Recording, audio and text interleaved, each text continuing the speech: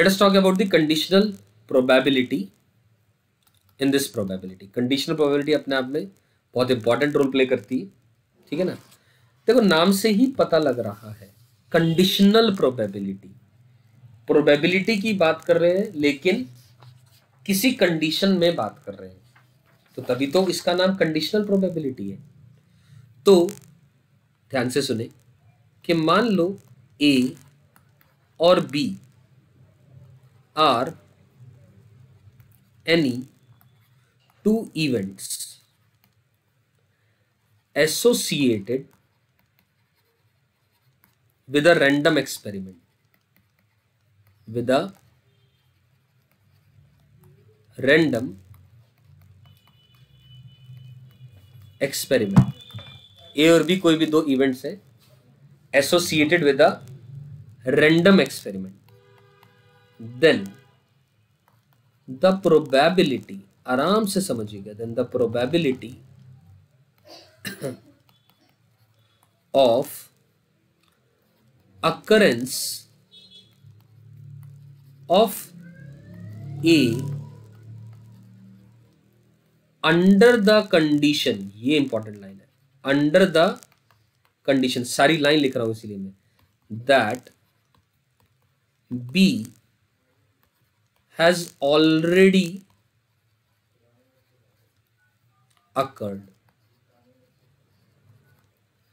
and probability of B is not equal to 0।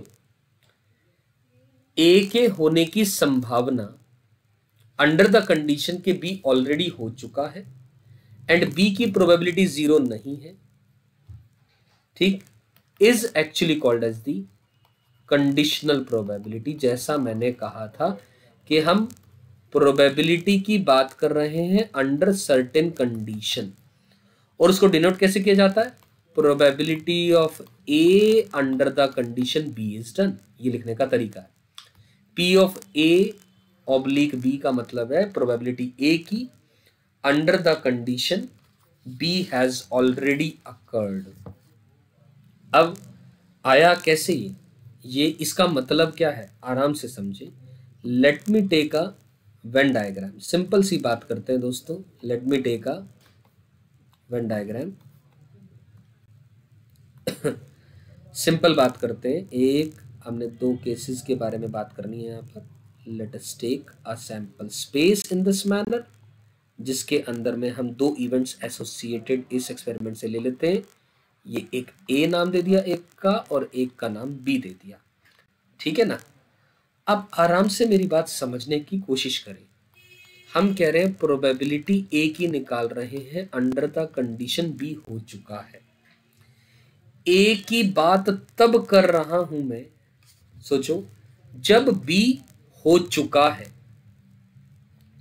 तो ध्यान से देखो दोस्तों, क्या ये जो शेडेड रीजन है, क्या ये फेवरेबल है, क्या ये फेवरेबल पार्ट है।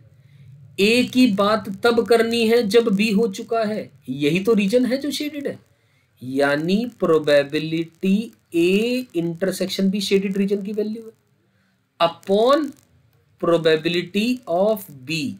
क्योंकि सोच के देखें दोस्तों, जो बी है वो सैंपल स्पेस बन गया जब मैं प्रोबेबिलिटी ए की तब बात कर रहा हूं जब बी हो चुका है। आप सिंपल भाषा में इसको ऐसे समझे, हमने ए के होने की संभावना तब बतानी है या तब बात करनी है जब बी हो चुका है। तो पहले तो बी के होने की बात करूंगा, अगर बी ही नहीं हुआ तो मैं ए के होने या ना होने से मुझे फर्क ही नहीं पड़ेगा, तो बी ही तो सैंपल स्पेस हुआ। तो फॉर दिस, इसको समझने के लिए जो बी है वो क्या बन गया, सैंपल स्पेस बन गया, ये सैंपल स्पेस बन गया, और जो ए इंटरसेक्शन बी पार्ट है वो फेवरेबल बन गया। और प्रोबेबिलिटी की बेसिक डेफिनेशन हमें कहती है फेवरेबल अपॉन जो सैंपल या टोटल है, ठीक है ना, favourable upon the total outcome is the favouring की प्रोबेबिलिटी है। ये मेरी बात समझ आई। ठीक इसी तरीके से दोस्तों, अगर मैं यहां पर probability of B under the condition A की बात करूंगा, तो probability of B intersection A divided by P of A करूंगा। बी के होने की संभावना अंडर द कंडीशन ए हो चुका है, तो पहले ए होगा, वो तो नीचे आएगा डिनोमिनेटर में, और ए और बी का जो कॉमन आएगा पहले की तरह यही फेवरेबल बात हो जाएगी। मेरी बात समझ में आ रही है दोस्तों? और यहाँ पर मैं लिख दूं कि यहाँ पर P ऑफ A 0 नहीं होना चाहिए, और यहाँ पर मैं लिख दूं कि यहाँ पर कि P ऑफ B 0 नहीं होना चाहिए। वैसे भी मैथमेटिक्स के अंदर में डिनोमिनेटर में 0 अलाउड नहीं है। यहाँ तक मेरी बात समझ में आई दोस्तों? ठीक है, अगर ये बात आपको समझ में आई तो बहुत बेहतर तरीके से कंडीशनल प्रोबेबिलिटी को समझने का एक आध दो सवाल करते हैं, करें? चलिए, बिल्कुल सिंपल से क्वेश्चन 2-3 कराऊंगा मैं, और फिर आपको बात मेरी समझ में अच्छे से आ जाएगी। So let us talk about this question. The question is roll a fair die twice, 2 बार फेंका, ठीक है ना? Let A be the event, let A be the event, किस बात का इवेंट है? That the sum of the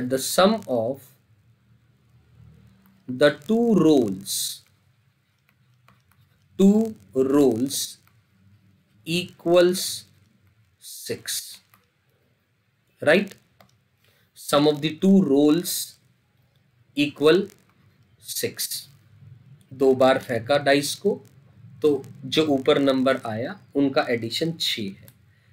end let B be the event, let B be the event that the same number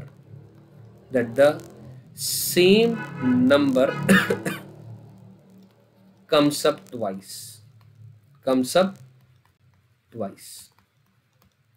same number 2 बार आ रहा है, ठीक है?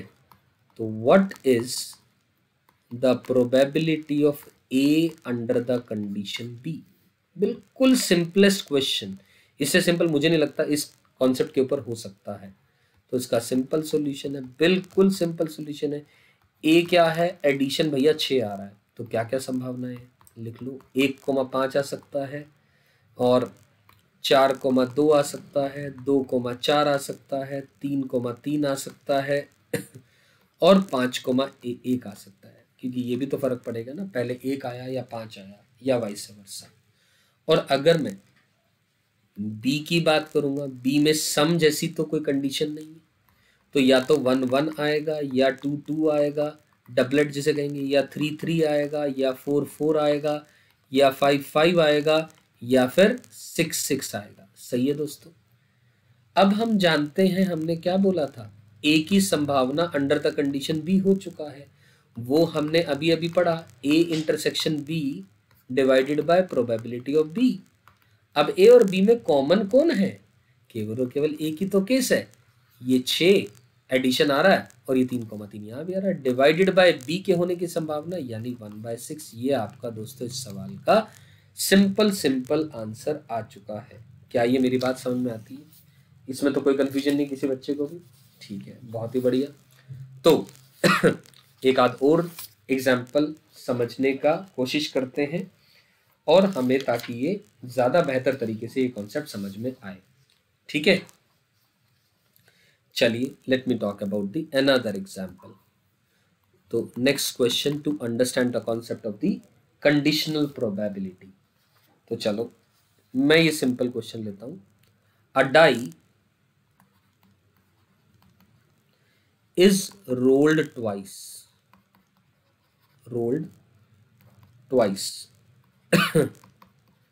ठीक है, वैसे ही कुछ क्वेश्चन है। And the sum appearing on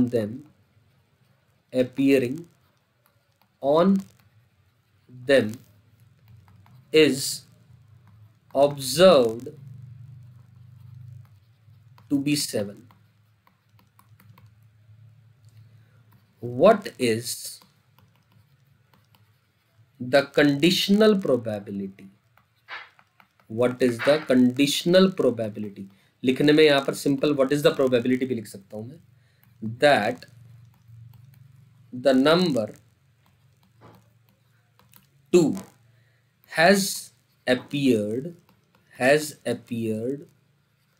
at least once, ठीक है। अब बिल्कुल बेसिक क्वेश्चन है, हम इस क्वेश्चन को सोचने में ए इवेंट डिफाइन कर लें कि सम 7 आ जाए, और बी इवेंट डिफाइन कर लें कि एटलीस्ट 2 एक बार आ रहा है ना, that the number 2 has appeared at least once. वैसे भी कर सकते हैं, लेकिन हमसे बोला गया it is ruled twice, sum appearing is observe to be 7, तो कंडीशन है कि सम तो 7 आना है। तो लॉजिकली भी सोचूं अगर मैं without applying the formula, no doubt the formula जो हमने बनाया वो भी तो लॉजिक ही है। तो भैया लोगों, जो फेवरिंग केसेस हैं, सिंपल लॉजिक से जाऊं अगर मैं, जो फेवरिंग केसेस हैं वो क्या हैं, 2,5 है और 5,2 है, ऐसे 2 ही केसेस हैं आउट ऑफ टोटल 7 सम आए। अब 7 कब कब आएगा, 2 5 आएगा, 5 2 आएगा, 1 6 आएगा, 6 1 आएगा, 3 4 आएगा और 4 3 आएगा। तो कितने केसेस हो गए, 6, यानी 2/6 यानी 1/3 दोस्तों इस सवाल का आपका आंसर आ जाएगा। मेरी बात समझ में आई है? तो ये सिंपल सा एग्जाम्पल लिया हमने समझने का दोबारा कंडीशनल प्रोबेबिलिटी का, राइट? यहां तक समझ में आती है बात?